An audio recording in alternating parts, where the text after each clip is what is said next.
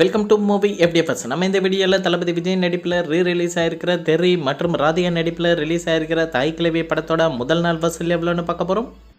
தாய் கிழவி படம் தமிழ்நாட்டில் முதல் நாள் 2,65,00,000 ரூபாயை வசூல் பண்ணியிருக்கு. கர்நாடகாவில் தாய் கிழவி படம் முதல் நாள் 28 லட்சம் ரூபாயை வசூல் பண்ணியிருக்கு. ரெஸ்ட் ஆஃப் இந்தியாவில் தாய் கிழவி படம் முதல் நாள் 22 லட்சம் ரூபாயை வசூல் பண்ணியிருக்கு. ஓவர்சீஸில் இந்த படம் முதல் நாள் 40 லட்சம் ரூபாயை வசூல் பண்ணியிருக்கு. உலகம் முழுவதும் தாய் கிழவி படம் முதல் நாள் மட்டும் 3,55,00,000 ரூபாயை வசூல் பண்ணியிருக்கு. அடுத்ததாக தளபதி விஜய் நடிப்பில் ரீரிலீஸ் ஆகியிருக்கிற தெரி படத்தோட முதல் நாள் வசூல் பார்த்துடலாம். தமிழ்நாட்டில் இந்த படம் முதல் நாள் 82 லட்சம் ரூபாயை வசூல் பண்ணியிருக்கு. கேரளாவில் தெரி படம் முதல் நாள் 6 லட்சம் ரூபாயை வசூல் பண்ணியிருக்கு.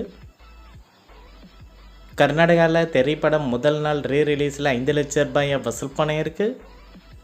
ரெஸ்ட் ஆஃப் இந்தியாவில் இந்த படம் முதல் நாள் 3 லட்சம் ரூபாயை வசூல் பண்ணியிருக்கு.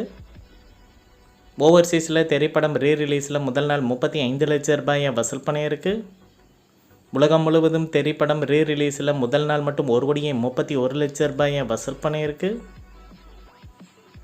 அடுத்ததாக சரத்குமார் நடிப்பில் ரிலீஸ் ஆகியிருக்கிற ஆலி படத்தோட முதல் நாள் வசூல் எவ்வளோன்னு பார்த்தலாம். தமிழ்நாட்டில் இந்த படம் முதல் நாள் 16 லட்சம் ரூபாயை வசூல் பண்ணியிருக்கு. ரெஸ்ட் ஆஃப் இந்தியா ப்ளஸ் ஓவர்சீஸில் இந்த படம் முதல் நாள் 9 லட்சம் ரூபாயை வசூல் பண்ணியிருக்கு.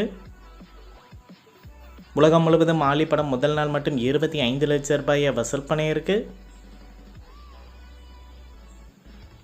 அடுத்ததாக ஆரி நடிப்பில் ரிலீஸ் ஆகியிருக்கிற 4th ஃப்ளோர் படத்தோட முதல் நாள் வசூல் எவ்வளோன்னு பார்த்தலாம். தமிழ்நாட்டில் இந்த படம் முதல் நாள் 13 லட்சம் ரூபாயை வசூல் பண்ணியிருக்கு.